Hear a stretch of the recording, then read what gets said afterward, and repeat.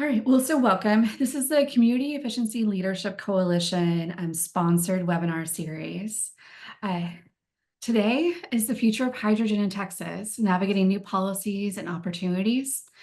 We'll be learning about the evolving landscape of hydrogen energy in Texas as the state positions itself at the forefront of clean energy innovation. Recent hydrogen policies, they're shaping the future of this promising sector.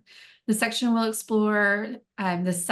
will explore how new regulations and initiatives impact hydrogen development, infrastructure, and economic prospects in Texas. Whether you're an industry professional, policymaker, or energy enthusiast, which I'm sure there are several of you on here that are, this webinar will provide invaluable insights on the intersection of hydrogen policy and its future in Texas. And today's presenter is Dr. Emily Beagle. She's a research associate with the University of Texas with the Weber Energy Group. Before we get further into and get the webinar started, I do want to go over a few things, and that is, who is SPEAR as an agency, and SPEAR is the organization that the Community Energy Leadership Coalition is housed under. Our mission is to accelerate the adoption of energy efficiency products and services in Texas and Oklahoma. We're a regional energy efficiency organization. We're one of 6 in the nation. And we are very excited to be here. I should explain what SPEAR, the acronym, is, and it's South Central Partnership for Energy Efficiency as a resource. And we cover the state of Texas and Oklahoma. A couple of housekeeping items. We are offering CEUs today, and you must fill out the survey to receive that continuing education. And if you are on a call and logged in a call, we just need to see your name on the attendee list and include your phone number in the survey. And then, as well as, you have to attend most of the webinar to receive the continuing education credit. Then also, we have a chat box. Please use it. I will make sure everyone can chat with each other once I get further into and after I introduce Dr. Beagle. And we also have questions and answers. If you have questions, put them in the chat as you think of them throughout her presentation. We're going to allow for times for questions at the end of the webinar. And then also we'll have a survey that I will put in towards the end of the webinar. Please answer any feedback that we receive is very helpful and also continues to support this series.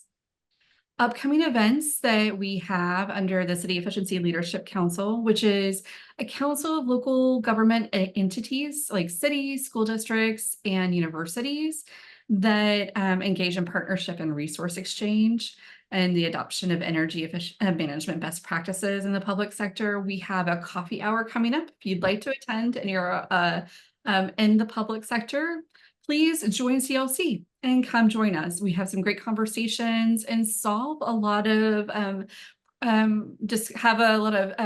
problem-solving discussions and furthering energy efficiency in the state of Texas and Oklahoma. And then also upcoming is a SPEAR Industry and Policy Workshop on September 19th through the 20th. We're very excited about that. We have a senator presenting, and then also a panel that I put together I'm very excited about with 3 different entities that received IRA money and IIJA money. So we're very excited to learn about their grants and how they're going to implement them. As well as, we have some resources on our website will be included when I email out our the webinar that Dr. Beagle has provided. And we will also have we have our SPEAR YouTube channel, and this video will be uploaded within 3 days. Without further ado, I do want to give thanks to the sponsors of this webinar series, and that is SPEAR, of course, and the State Energy Conservation Office, as well as the Houston Advanced Research Center.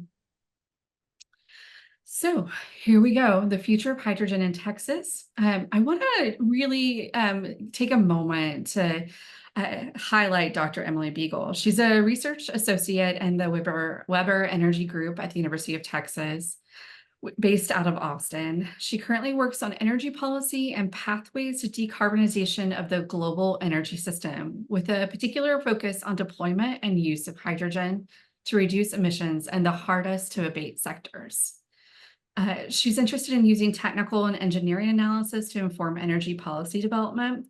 And prior to joining the Weber Energy Group, she was a senior associate with the Climate Aligned Industries Program at RMI and led the policy work for the Green Hydrogen Catapult project. She has a great expanse of a wonderful experience. And if you want to read more about her, we do have the bio included in the Zoom link when you registered. I want to go ahead and give more time to her, but I want to say thank you for being here. And I think it's wonderful to also have a female engineer be speaking to us. It's really great. So I'm going to stop sharing. If you want to go ahead and share your screen, Dr. Beagle. Great. Thank you so much for that kind introduction. I'm so excited to be here. Just to confirm, can you see just my slides? I can. Wonderful. Thank you so much. Well, thanks again, Sean, and thank you to Spear for the introduction. I'm really excited to be here to talk to you all about the future of hydrogen in Texas. I'll just provide a quick overview of the topics I hope to go through, starting with just a brief introduction about what hydrogen is, why we're talking about it, and then going into sort of current policies from a number of different perspectives, global, federal, as well as within the state of Texas, and then finally talking about the future of hydrogen in Texas, why it's so exciting to be working on hydrogen in Texas in this time and in this state. So to start, why are we talking about hydrogen at all? A very brief hydrogen introduction. I'll let you know that I teach a hydrogen course and we'll usually go through this material in about 6 hours. This is very brief. As mentioned, please put your questions as you have them in the chat and we'll have time at the end that I can answer some of those, or I'm happy to follow up. I'll provide my email as well. But the reason globally that there's a lot of increasing interest in hydrogen is because hydrogen is increasingly being considered and recognized as a key decarbonization tool. And hydrogen, or the molecule H2, has a number of characteristics that make this true. The first is that it releases no greenhouse gases when it's used. That's when it's used is an important caveat that I'll come back to later. But because there's no carbon molecule in H2, there's no carbon dioxide or other greenhouse gases that are formed when it's combusted or otherwise consumed. And so that's why it's really important and a really key tool for decarbonization, for reducing carbon dioxide emissions. The other thing about hydrogen that makes it so important for decarbonization is its versatility and flexibility. And by that, I mean that it can serve as a fuel, it can serve as a feedstock or building block for other chemicals and fuels, and it can also serve as an energy carrier or for energy storage. And because of this versatility and because of this flexibility, this means that it has the potential to be used to reduce emissions across multiple different energy sectors. But most notably is that a lot of the sectors where hydrogen is sort of most exciting or of most promise are what we would call the hardest to abate sectors. So these would be sectors like heavy duty transportation, high temperature industrial heat, steel, other industrial processes where electrification is not an option, or there are otherwise other limitations or few options to be able to reduce emissions. And I want to highlight that growth in expected hydrogen demand, as well as diversity of hydrogen uses through the chart that I've included on this slide. So this shows global hydrogen demand by sector in the International Energy Agency, or IEA's net zero scenario. So this is their modeled scenario that shows how we can take the global energy system to net zero emissions by 2050. On the left-hand bar here is the 2022 actual global hydrogen consumption. So about 95 million tons of hydrogen was consumed in 2022, and that was primarily consumed for industrial uses, primarily for hydrogen as a feedstock for ammonia, which is used to produce fertilizer, and then also in the refining sector as a building block for a number of different refining or chemical processes. The bar on the right shows 2030 global hydrogen demand in this net zero by 2050 scenario. So now, not only is the bar much taller, so we have almost a doubling in the total amount of global hydrogen demand, there are also a number of different colors, and each color represents a different use or a different end use sector where hydrogen is employed. So we have an expansion of industrial consumption given in yellow as hydrogen continues to be used as a feedstock to produce ammonia and fertilizer, but is also used to decarbonize sectors like steel, and hydrogen for use in the transportation sector as a fuel for heavy-duty transportation, hydrogen for use as a building block for synfuels, which can then be used to produce things like jet fuel to decarbonize aviation and other applications, as well as hydrogen for use in the power sector, either for sort of power sector firming or for long duration energy storage in the power sector. And most rigorous net zero analyses conclude that hydrogen is a really key component in any of these net zero energy futures, including I'll highlight the Don't Mess with Texas, getting the Lone Star State to net zero by 2050, which the Weber Energy Group was a part of and released in 2022. So here in Texas, globally, across the United States, these studies that look at the pathways and the technologies that we need to reach our net zero targets conclude that hydrogen is really important. But as I mentioned, that caveat that hydrogen releases no greenhouse gases when it's used, unfortunately, the current ways that we produce hydrogen do emit greenhouse gases. So this chart shows that same 2022 actual global hydrogen demand, but this time broken down by the way that hydrogen is produced rather than the end sector consuming it. Generally speaking, diatomic hydrogen, H2, doesn't occur naturally. So at least in our current global hydrogen economy, we're typically splitting some form of hydrocarbon, whether that's natural gas and methane, CH4, coal, or other materials, splitting that to extract the hydrogen and then using that hydrogen for its end use purposes. And so in 2022, 62% of global hydrogen was produced through a process called steam methane reforming, or SMR, of natural gas without any form of carbon capture and storage. So all of the CO2 byproduct that results from that reaction just gets released into the atmosphere. That hydrogen production pathway generally has a carbon intensity of about 9 kilograms of CO2 per kilogram of hydrogen. So I'll bring up this term carbon intensity or life cycle emissions of hydrogen a lot throughout the presentation. So in this case, it essentially means that for every kilogram of hydrogen we get that we can use, we have 9 kilograms of CO2 that gets released into the atmosphere. 21% of global hydrogen in 2022 was produced from gasification of coal. And this is very carbon intensive. So it can have as much as 19 kilograms of CO2 per kilogram of hydrogen. In 2022, less than 1% of global hydrogen was produced with steam methane reforming, or SMR, with carbon capture and storage. And so that can reduce the carbon intensity of hydrogen because we're capturing some amount of that CO2 rather than releasing it into the atmosphere. And then depending on how much of that CO2 you capture, you can reduce the carbon intensity of that hydrogen to something between 0.9 to 3.6 kilograms of CO2 per kilogram of hydrogen.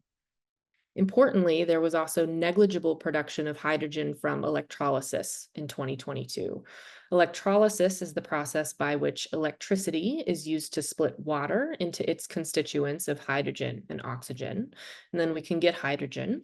And if the electricity used for that process has low or zero CO2 or greenhouse gas emissions, then that hydrogen can have a very low carbon intensity. So I've mentioned a lot the various pathways for hydrogen production, and I wanted to provide that here in a little bit of a table. There's a lot of information here. I won't go through all of it due to time, but these slides will be made available, so you're able to go back and look through some of the details. But a few things that I want to highlight. First, often in sort of common hydrogen rhetoric, colors are used to describe the hydrogen production pathway. So I'll go through some of the common hydrogen colors. White hydrogen is referring to natural or geologic hydrogen. This does refer to some of the rare instances where hydrogen occurs naturally, and there's the potential for us to extract it in much the same way that we might extract natural gas. There's a lot of ongoing research to look at the amount of natural hydrogen that could potentially be available globally and to identify ways that we could capture it and use it. Green hydrogen is typically used to refer to that electrolysis process, so splitting water using renewable electricity.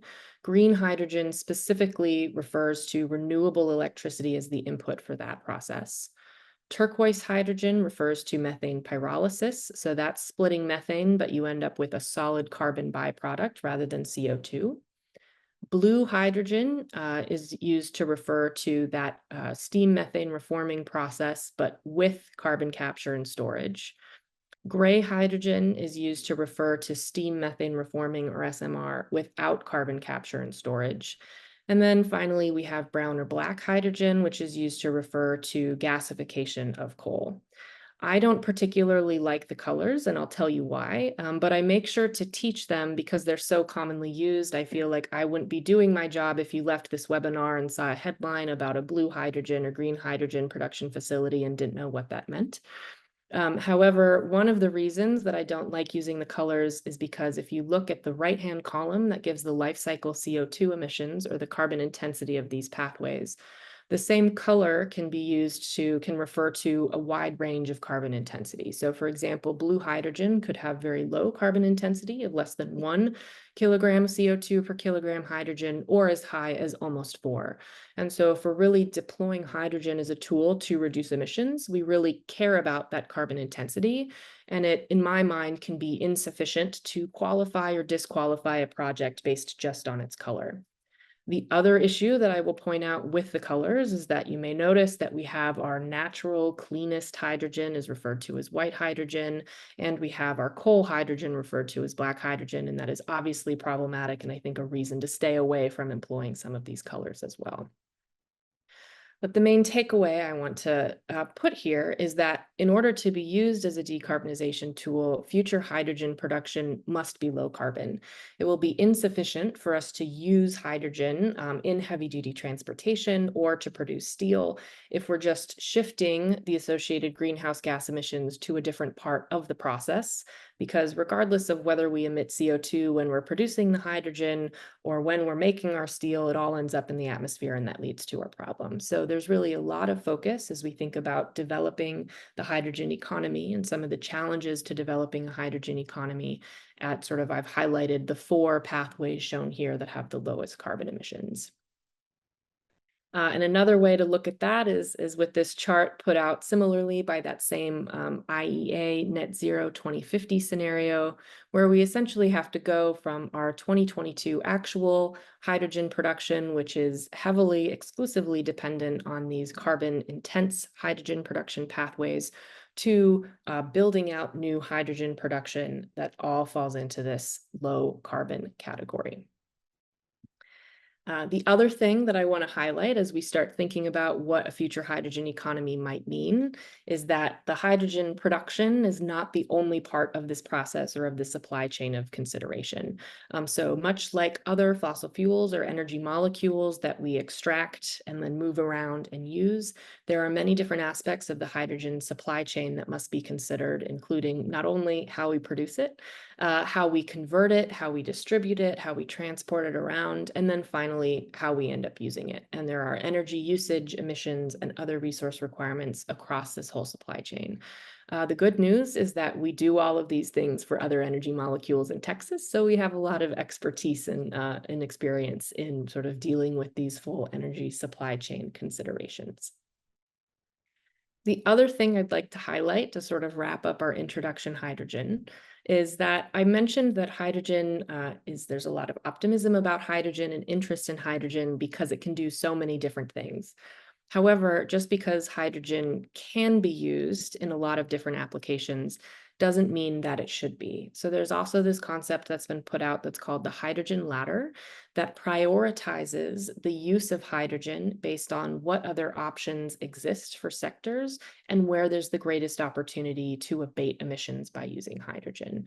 So we can look at the top of this ladder, that green row A to see that some of the unavoidable uses of hydrogen would be switching our current carbon-intensive hydrogen input for fertilizer to low-carbon hydrogen, using it for hydrocracking, long-haul aviation, shipping, and steel. But we're unlikely and should not prioritize hydrogen use if we look down at the bottom or the uncompetitive level of the ladder for things like light-duty vehicles or domestic heating. Those would be sectors and applications where we have electrification as an option, and there are other safer, cheaper, more effective opportunities for decarbonizing those uses. And I like to think of this as the hydrogen economy really facing the dual challenge of needing to simultaneously increase low carbon hydrogen production while also developing and building out the technologies and infrastructure to deploy hydrogen in these new high priority end use sectors. However, the good news here is there are lots of opportunities for not only reducing emissions, but also building out new sectors with all of the associated economic developments and new jobs associated with that. And as I'll get to later, there's a lot of opportunities specifically for that in Texas. So with that, I'll move into talking about recent hydrogen policy. And I'd like to start zoomed out on the very global level because recent years have really seen significant international momentum to develop the hydrogen economy. This slide shows a timeline of introduction of national hydrogen strategies, sort of indicated by flag and by year. So the first national hydrogen strategy was introduced by Japan in 2017, no strategies in 2018, two in 2019, and then about a dozen each year for the next 4 years, including the US releasing our national hydrogen strategy and roadmap in 2022. I could do a whole webinar on details and comparing and contrasting all of these different national strategies. They vary greatly in terms of the sectors of focus for hydrogen use, whether that's transportation, whether that's industry. Some really focus on importing hydrogen, depending on local resource availability. Some focus on exporting hydrogen. Various levels of policy and funding support focus on research and development. But I highlight this because this represents a very real commitment by governments all around the world to develop a hydrogen economy and incorporate hydrogen into their plans to reduce greenhouse gas emissions. So these are all the sort of officially sanctioned documents of these countries. They have some teeth and some meaning into them. So a lot of policy and regulatory momentum from countries around the world to develop hydrogen. And similarly, from the corporate side, we're seeing a lot of investment and interest in clean hydrogen projects as well. So this is a map also from the International Energy Agency and their Global Hydrogen Review 2023 that shows announced low emission hydrogen production projects. The different shapes represent whether they are projects that are based on carbon capture and storage or whether they're based on electrolyzers with renewable electricity. The color represents where in the stage of investment and project development each project is, and then the size of the symbol represents the size of the project. And so if we look at the sort of cumulative projects shown on this map, by 2030, they would represent 27 million tons of hydrogen production based on electrolysis with low emission electricity, and 10 million tons of hydrogen production based on fossil fuels with carbon capture and storage. And as shown by the map, these projects are being announced and developed all over the world. And to put those numbers back into some perspective, if we remember, global hydrogen demand in 2022 was 95 million tons, and of that 95 million tons, less than 1% was low emission hydrogen. So this is essentially going from virtually zero low emission hydrogen production to almost 40 million tons. Incredible, very, very aggressive, ambitious project announcements here. And so with that, let's move into talking about what policies and recent initiatives are in place in the US federal level to support hydrogen. And I'll start with talking about the hydrogen programs included in the Infrastructure Investment and Jobs Act, or the Bipartisan Infrastructure Law. There was $9.5 billion included in this law for hydrogen programs, sort of highlighted here. This chart shows the total $75 billion in the bill that was included across the various energy technologies, just to show sort of the amount of hydrogen funds made available as they related to some other important energy technologies and initiatives. And of that $9.5 billion, it's broken down into 3 programs that really target all the way from early stage research and development for critical hydrogen technologies, all the way through large scale demonstration and hydrogen hubs. So $500 million was allocated for clean hydrogen manufacturing and recycling (RD&D), $1 billion allocated for clean hydrogen electrolysis (R&D), and then $8 billion allocated to the Regional Clean Hydrogen Hubs program. And this Clean Hydrogen Hubs program is really excited. There are a lot of these sort of multi-billion-dollar investments in commercial scale hub projects included in the bill across various technologies, not just hydrogen. And the US Hydrogen Hub Awards were announced last October. And so this is a map released by the Office of Clean Energy Demonstration that shows the 7 hubs that were selected to participate in this Regional Clean Hydrogen Hub program. And as shown by the map, these hubs are in regions all across the United States, which is very exciting. And also, you've probably noticed that we do have a hub here in Texas, the Gulf Coast Hydrogen Hub, or the High Velocity Hub. And I will come back to that and talk a little bit more about that later.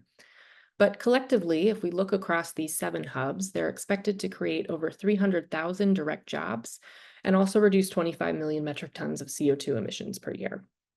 So we're in the very early stages of this project. It hasn't even been a year since these hub awards were announced. I believe some of the first funds were released perhaps just last month. So very early stages of these projects, but very exciting. I should probably also disclose that I was a member of the UT's application team for the Gulf Coast Hydrogen Hub proposal and will be part of that project going forward. So very personally, as well as professionally, excited about the announcement of these awards. The next US policy that I'd like to highlight is the Clean Hydrogen Production Tax Credit, which was passed as part of the Inflation Reduction Act. And this looks like it will be very significant in terms of incentivizing clean hydrogen production by making that clean hydrogen production cost competitive. Probably not surprising to anyone on this call that one of the big challenges or barriers to clean hydrogen production is its higher cost compared to those incumbent carbon-intensive hydrogen production technologies. And this policy or this tax credit also has a really interesting and sort of novel tax credit structure. So I'll walk through the specifics of that, starting a little bit counterintuitively, moving from right to left. So in the United States, hydrogen becomes considered, quote, clean if it has a carbon intensity or life cycle emissions of less than 4 kilograms of CO2 per kilogram of hydrogen. The distinction of using life cycle emissions to verify or to account for clean hydrogen is important. It means that it takes into account not just the emissions associated at the production facility itself, but any emissions upstream of that facility. So it makes sure that we're accounting for upstream methane leakage for our pathways that use methane or natural gas as a feedstock to produce hydrogen. And it also makes sure that we're accounting for any emissions associated with the electricity used to produce that hydrogen as well. So per this tax credit, if I'm a hydrogen producer and my hydrogen has a carbon intensity or emissions between 2.5 and 4 kilograms CO2 per kilogram hydrogen, I can earn up to 60 cents a kilogram for that hydrogen. If I get a little bit less carbon intensive, my emissions now between 1.5 to 2.5 kilograms CO2 per kilogram hydrogen, I can earn up to 75 cents. My emissions are between 0.45 and 1.5 kilograms CO2 per kilogram hydrogen, I can earn up to $1.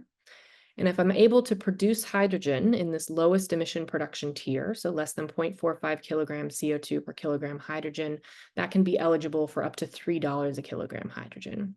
So you may notice that there's a really big gap just going from that $1 a kilogram up to that $3 a kilogram. I also put a little caveat here on the right-hand side just to note that the values given on that slide include projects that are also eligible for the full tax credit bonuses, which for this tax credit include meeting prevailing wage requirements and apprenticeship programs. So in order to get that full $3 a kilogram of hydrogen, I would need to have hydrogen that not only is below that 0.45 carbon intensity threshold, but also meets both the prevailing wage and apprenticeship requirements of the tax credit. And I want to put that tax credit values in some sort of perspective here of current hydrogen costs because they're really very significant and sort of to back up my claim that they could make clean hydrogen production cost competitive.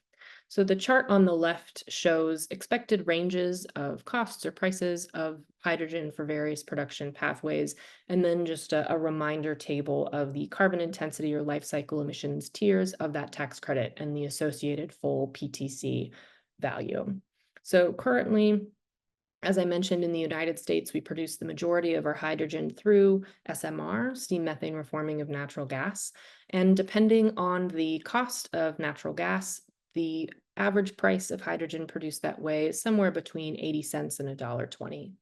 If we add carbon capture and storage to those facilities in order to reduce the carbon intensity, that could increase the cost to something like $1 to $2, depending on the cost of natural gas and also depending on how much carbon capture we add to that system.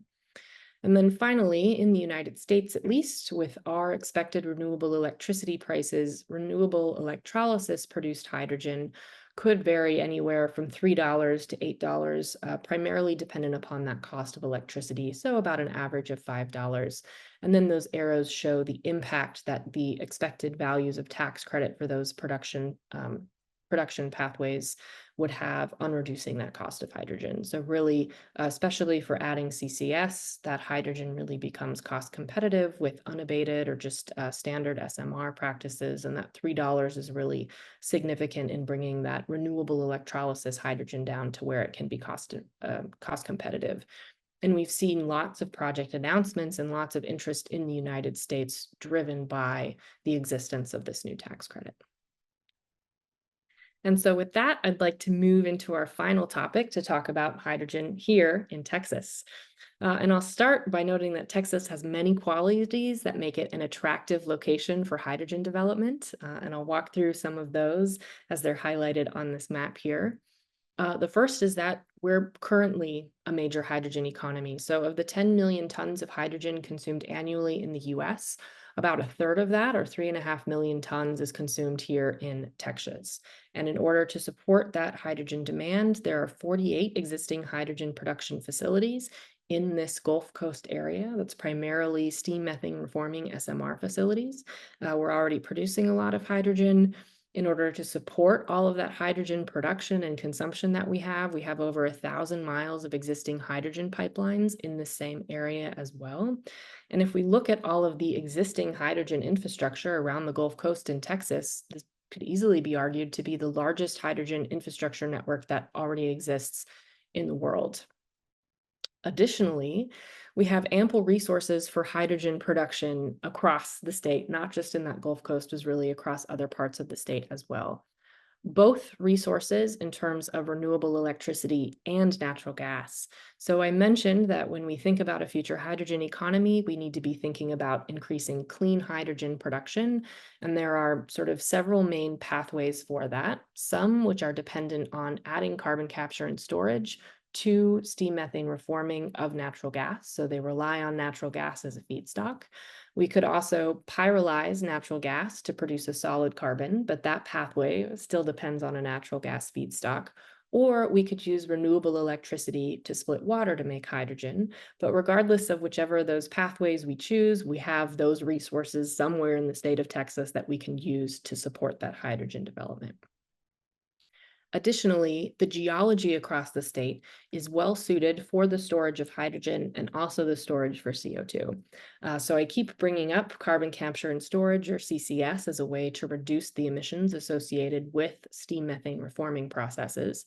The amount of CO2 and how you capture CO2 at your facility is an important part of that. The other important part of that is the storage part of that. So once we capture that CO2, what are we going to do with it? And the expected way to do that, the way that we're doing it now, is to inject it underground and store it in geological formations. But you need appropriate geology to be able to do that. So you can't do that everywhere.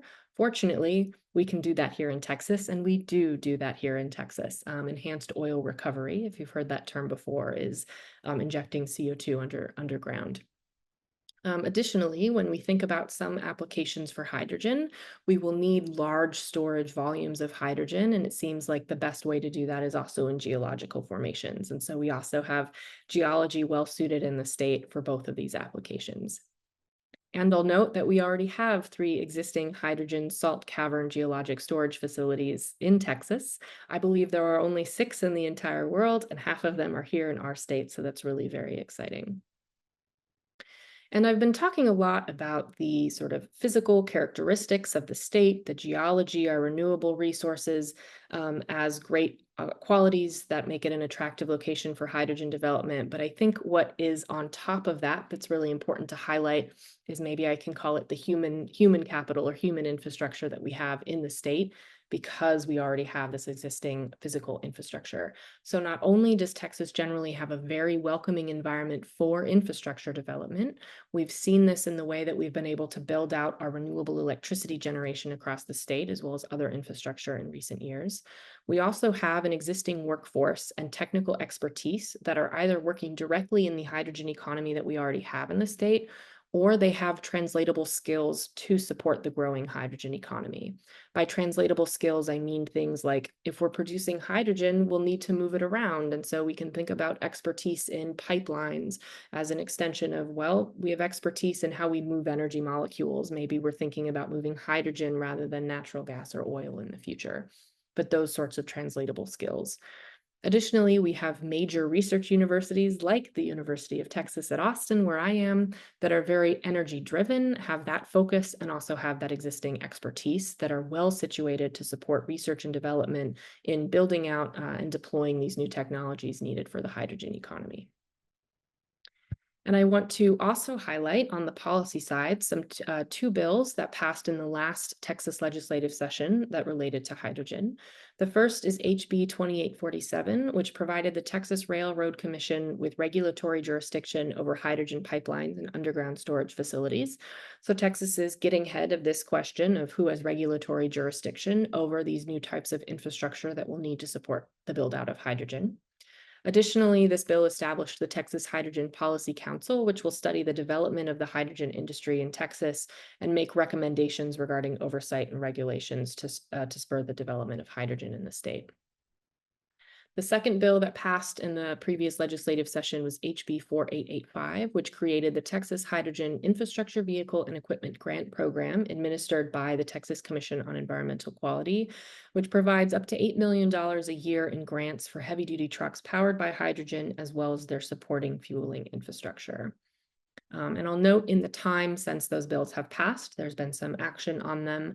The members of the council were announced last December. They include representatives from a variety of different organizations. The specific names of the individuals on that council are available online if you're really interested in that. But I just listed the organizations to provide an overview of and to show that stakeholders across the hydrogen economy are included on this council, including the regulatory agency, the Railroad Commission itself, major chemicals producers like Air Liquide, major energy companies like Chevron, Baker Hughes, environmental companies, research organizations like UT Austin, like GT Energy, so sort of stakeholders across the hydrogen supply chain included on this council. Additionally, the first awards under this new Texas Hydrogen Infrastructure Vehicle and Equipment Program were announced last month in July of 2024. And those awards include $16 million of grants to support more than 40 heavy-duty hydrogen vehicles spread across the Houston, Dallas-Fort Worth, and San Antonio areas. So a lot of action happening in the state. And as promised, I want to talk a little bit about our regional clean hydrogen hub that we were selected for. So this high velocity hub is one of the 7 hubs that was selected last October. And this hub will really build off the existing hydrogen infrastructure and expertise in the state. As I highlighted, there are a lot of reasons why Texas is a fantastic place for hydrogen development. And so that was a big part of the hub application and sort of the incentive for putting a hub here in the state, which is very exciting. And this slide shows also a list of the kind of top project sponsors associated and part of this hub application. So again, a wide variety of different types of organizations involved in this hub, including research organizations like HARC, UT, GTI Energy, renewables developers like Ørsted, major oil and gas companies like Exxon and Chevron, as well as others, plus more than 100 other supporting partners that are a part of this project. So we're just getting started on this project. So stay tuned maybe in future webinars to hear how we're doing with that. The High Velocity Hub is planning to demonstrate multiple hydrogen production pathways. So they'll produce hydrogen via a mix of both natural gas with carbon capture and storage, as well as electrolysis with renewables. As announced, they're planning to have 14% of their initial production from renewables, with that fraction growing over time, which means that about 86% of first production will be with natural gas from CCS. And their overall goal of the hub is to decrease carbon emissions to not more than 2 kilograms of CO2 per kilogram of hydrogen produced. And if you remember, sort of in the United States, the clean hydrogen threshold starts at 4. So ambitious from our high velocity hub here in Texas in terms of carbon intensity of hydrogen production. Additionally, the high velocity hub will use hydrogen across a variety of different sectors, so demonstrating hydrogen use to decarbonize existing hydrogen uses, including in the industrial sector as a various feedstock, primarily for fertilizer, as well as some other chemical processes that currently happen in that Gulf Coast region and rely on hydrogen. Hydrogen use for process heat in industrial applications, hydrogen in chemical manufacturing for power generation, and also hydrogen as a fuel for transportation applications in marine, as well as on-road heavy-duty vehicles.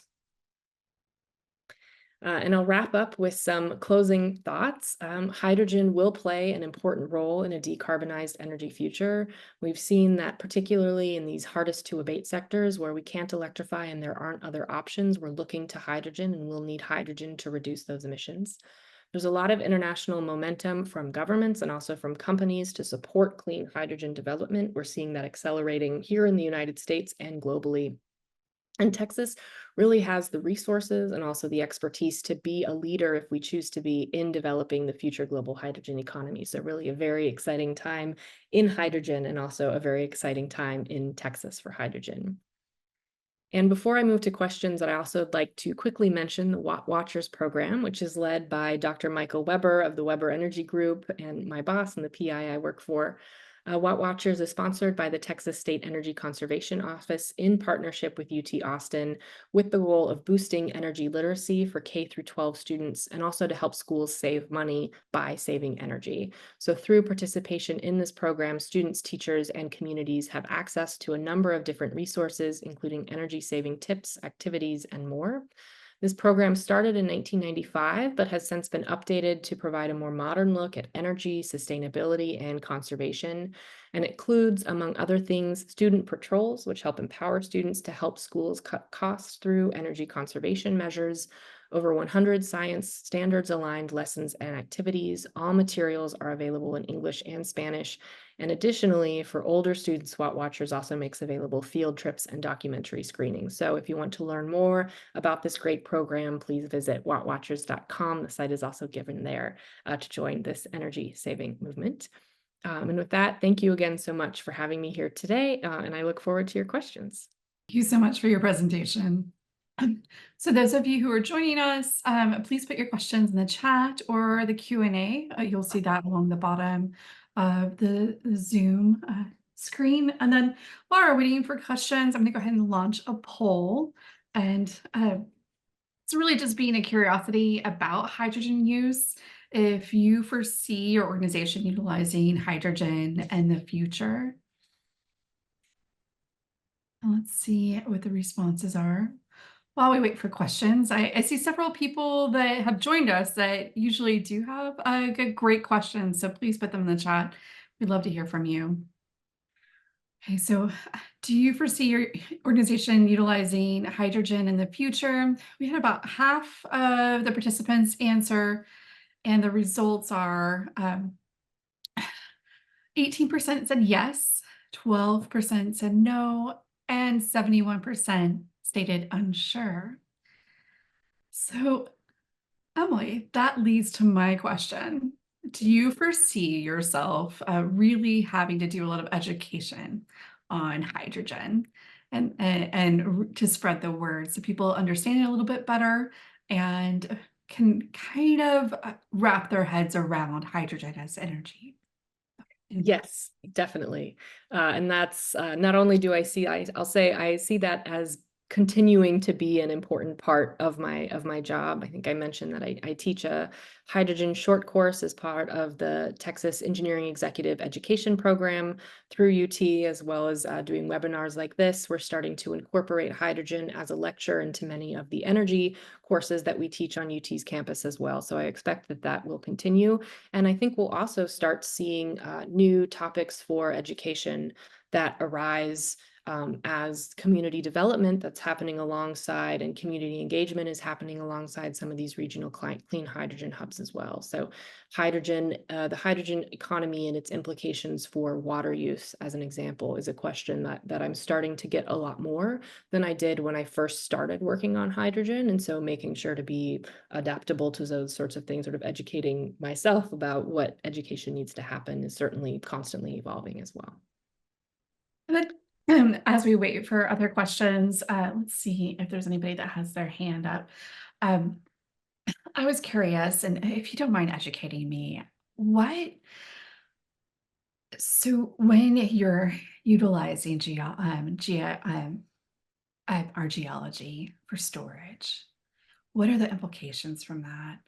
I'm sure you get that question a lot, and I just don't know. So I do get curious. You have those conversations at home, or and so what happens, and are there any implications from it? Implications in terms of like the So the seismic events, or is there any environmental impact from the storage?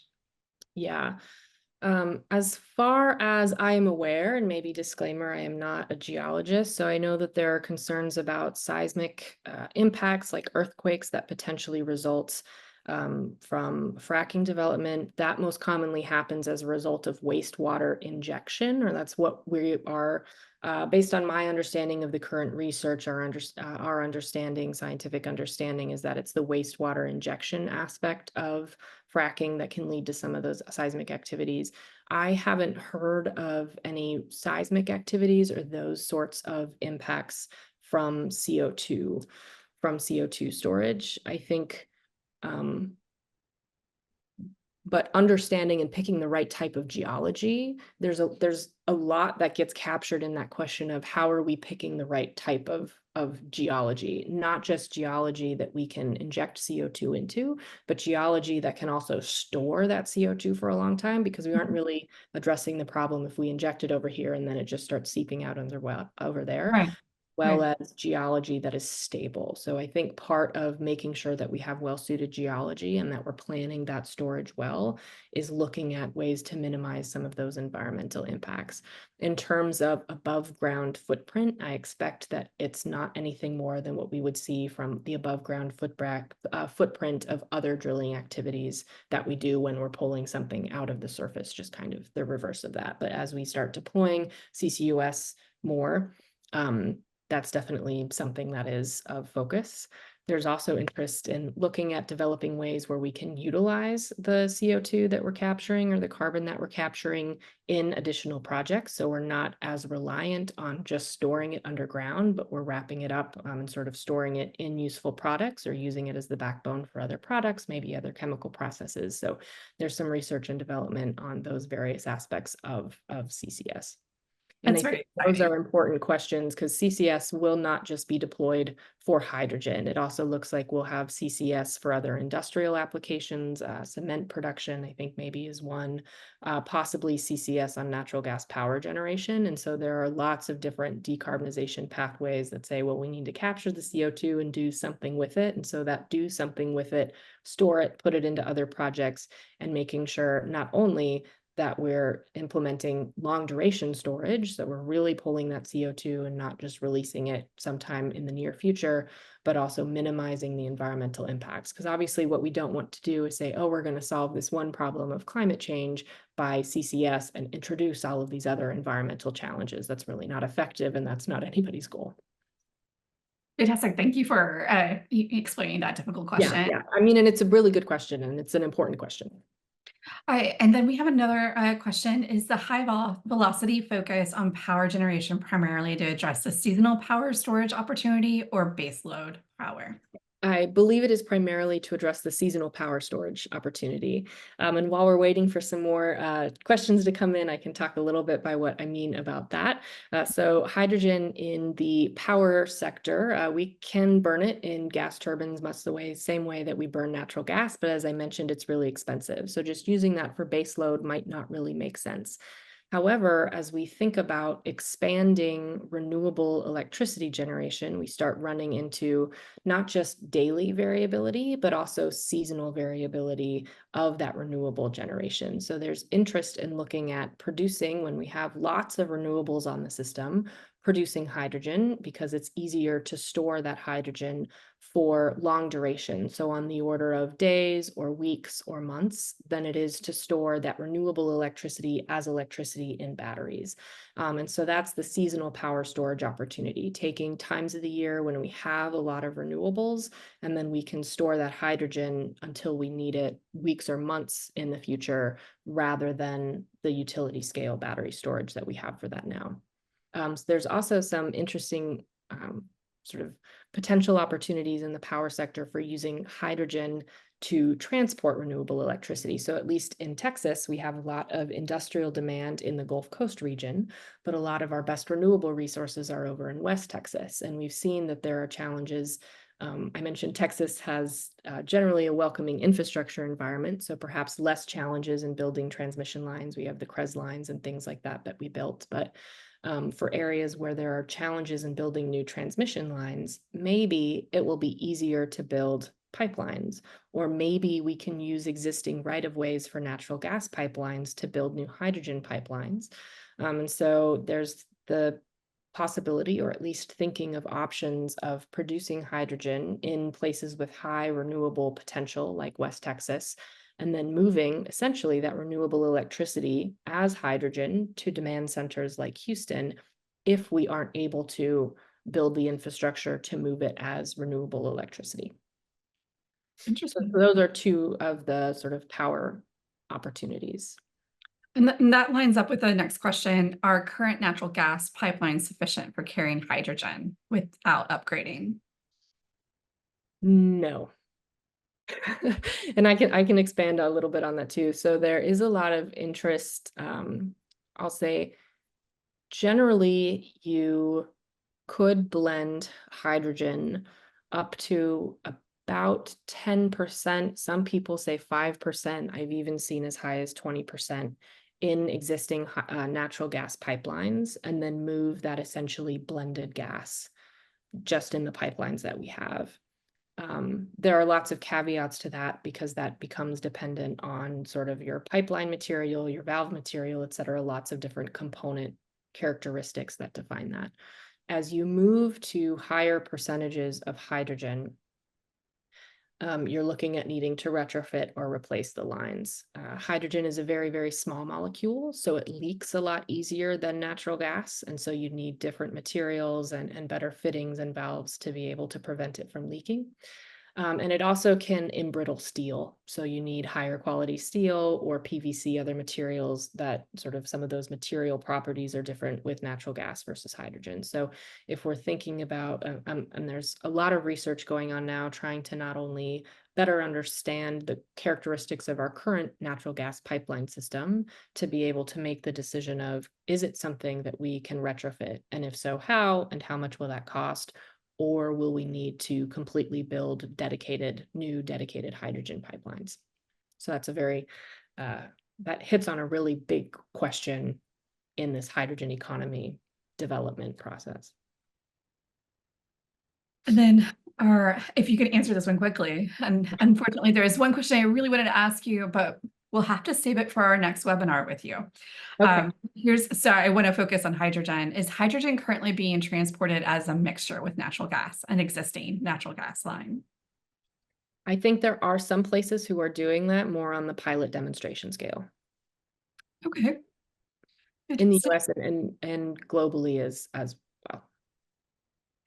Well, I want to say thank you so much for your time. You did a fantastic job explaining hydrogen overall, and then really getting into the details of the policy and the great opportunities and the innovation that you all are moving forward. It's exciting to hear, and thanks for sharing your expertise today. And I really hope that you join us again for the CLC webinar series. And thank you to all of those who joined us today. You have a Yes. wonderful day.